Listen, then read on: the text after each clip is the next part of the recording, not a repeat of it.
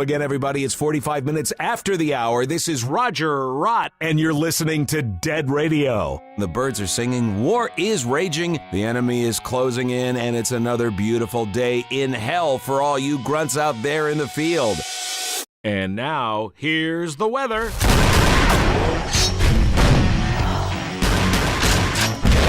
I'm seeing a zombie feeding frenzy in the west with a chance of carnage in the east.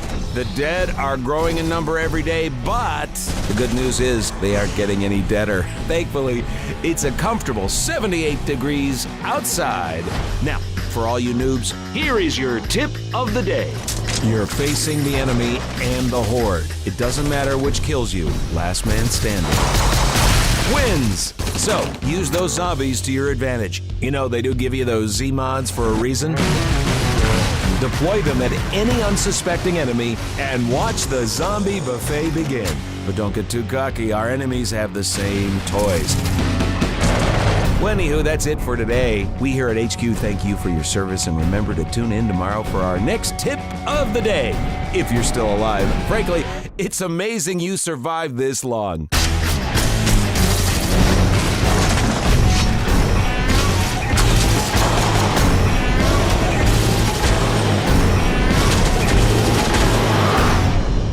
Up next, the hottest new reality show. 2 solid hours of unedited, desperate SOS calls going unanswered.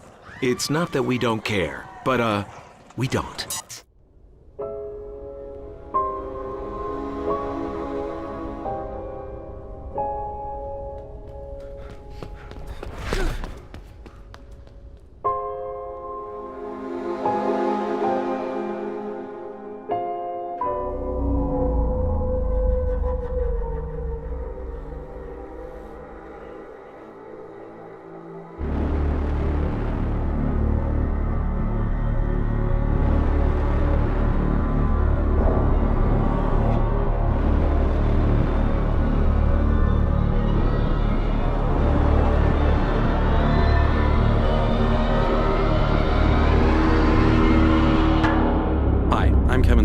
I'm the marketing director on Last Year.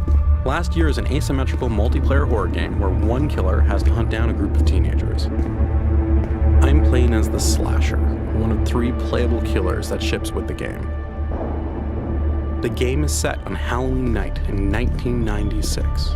We've been meticulously crafting a universe that draws you in and puts you in the center of your own 90s horror film. Survivors can actually fight back with weapons, so being the killer means you need to be smart and creative with how you attack your victims. One of the best ways to do this is with Predator mode. This lets the killer unspawn and turn invisible at any time. The killer can then move extremely fast, completely invisible to the other players, and use this to plan the perfect ambush or toy with the survivors. To spawn in or out, the killer has to be out of sight, or use the environment as a spawn point. There's a couple of survivors now.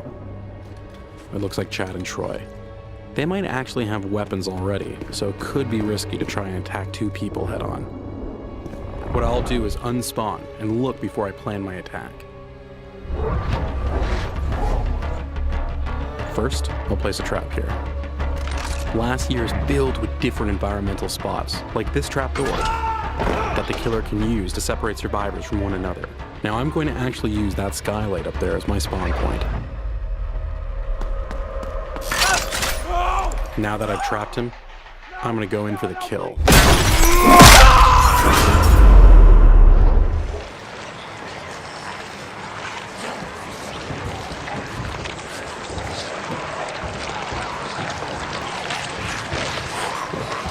Where you at?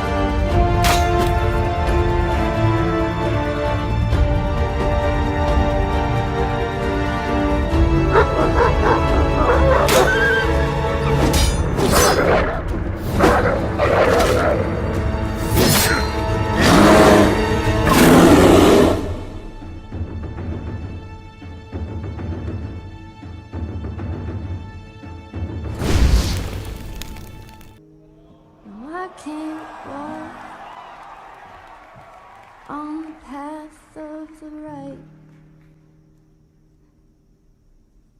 'cause I'm wrong.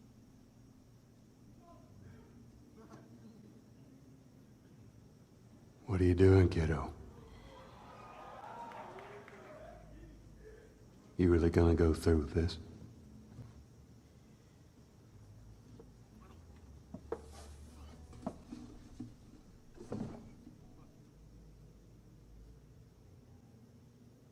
I'm gonna find, and I'm gonna kill every last one of them.